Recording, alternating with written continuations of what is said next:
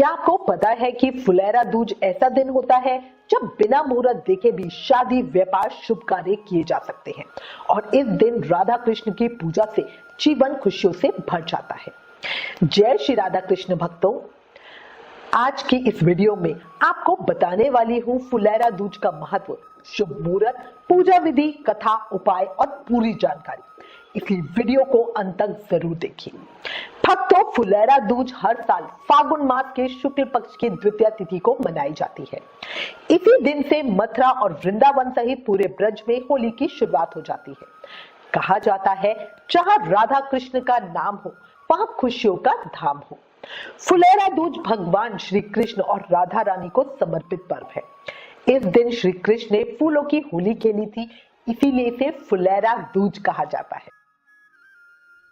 अब जान लेते हैं फुलेरा दूज 2026 की तारीख। पंचांग के अनुसार द्वितीय तिथि शुरू होगी 18 फरवरी 2026 शाम को 4:57 से और समाप्त होगी 19 फरवरी 2026 दोपहर में 3:58 पे। इसलिए फुलेरा दूज उदया तिथि में 19 फरवरी को मनाई जाएगी। धार्मिक मान्यता के अनुसार फुलेरा दूज का दिन सभी प्रकार के दोषों से मुक्त होता है।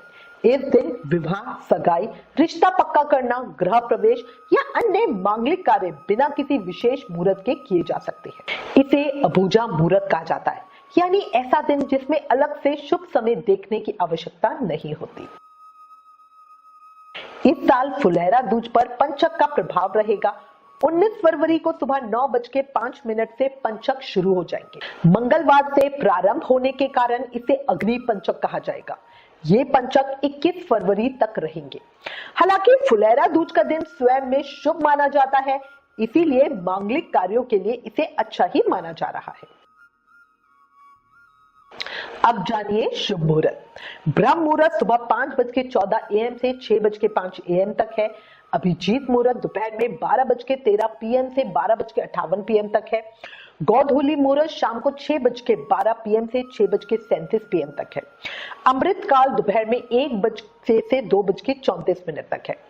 प्रातः संध्या का समय 5:40 AM से 6:56 AM तक है। विजय मुहूर्त 2:28 PM से 3:13 PM तक है। स्यायन संध्या का जो समय है वो 6:14 PM से 7:30 PM है। शुभ मुहूर्त की बात करूं तो सुबह 6:56 से सुबह 8:21 तक है।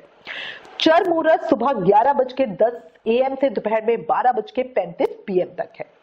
लाभ मुहूर्त दोपहर में 12:35 PM से दोपहर में 2 बजे तक है।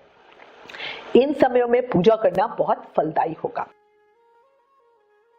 अच्छा, क्या आपको पता है कि फुलेरा दूज के दिन बड़ी संख्या में विवाह होते हैं?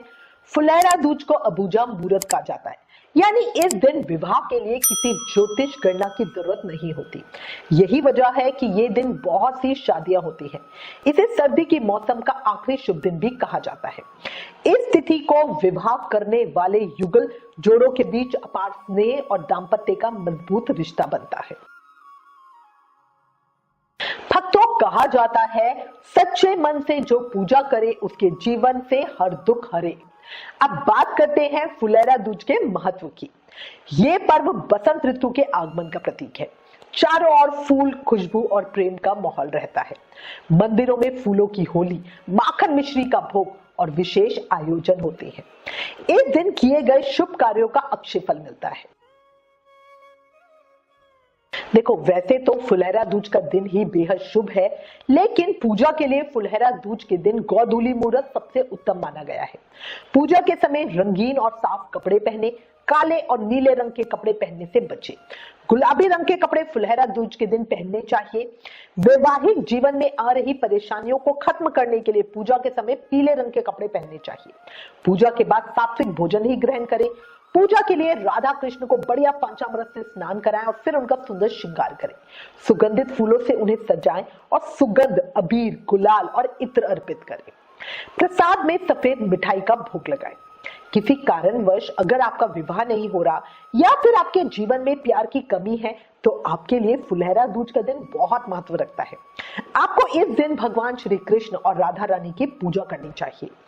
आप अगर श्री कृष्ण और राधा जी को माखन मिश्री का भोग लगाकर उनका फूलों से श्रृंगार करेंगे तो ना सिर्फ आपके जीवन में प्यार का आगमन होगा बल्कि अगर आपके वैवाहिक जीवन में परेशानियां आ रही हैं तो उसका भी समाधान हो जाएगा।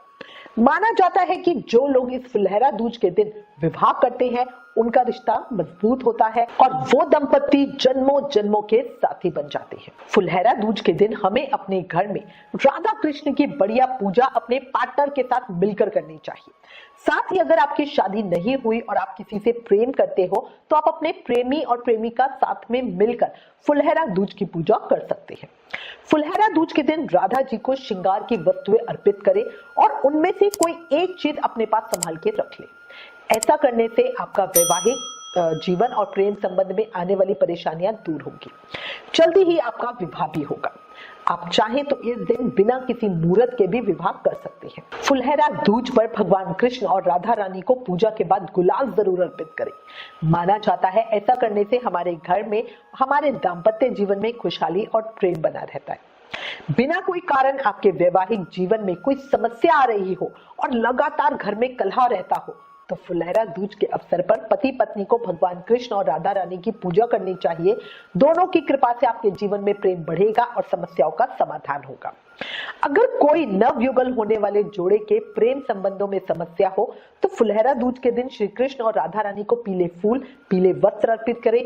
पीला रंग भगवान विष्णु को बहुत प्रिय है। श्री कृष्ण को बेसन के लड्डू या माखन मिश्री का भोग लगाएं। लव लाइफ की समस्याएं दूर होंगी। भगवान श्री कृष्ण को गाय और मोर बहुत प्रिय है। ऐसे में आप फुलहरा दूज पर गाय और मोर की सेवा कर सकते हैं।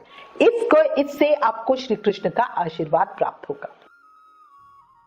देखो, भगवान श्री कृष्ण के कुछ विशेष मंत्र हैं जिनको जाप करने से हमें श्री कृष्ण की प्रसन्नता सहज में ही मिल जाती है। कौन से हैं मंत्र?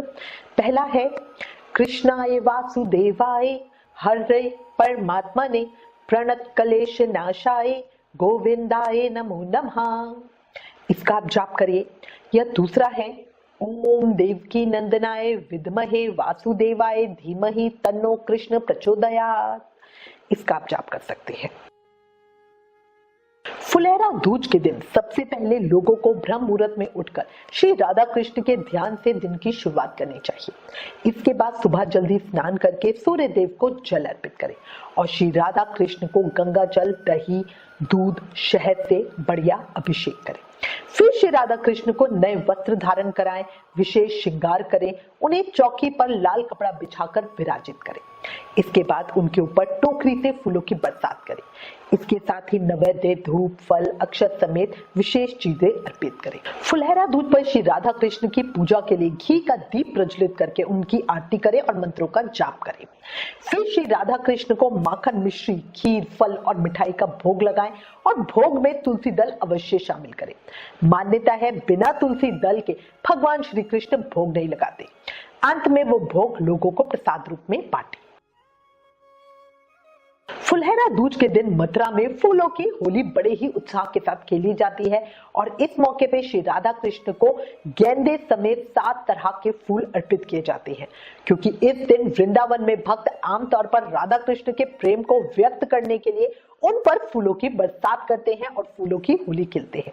इस दिन श्री राधा कृष्ण और राधा रानी को गेंदे की विभिन्न वैरायटी, गुलाब, चमेली, कमल, हर्ष श्रृंगार, डहेलिया और गुलदाउदी, इन सभी फूलों का विशेष रूप से अर्पित किया जाता है। इन्हीं फूलों के साथ होली खेली जाती है।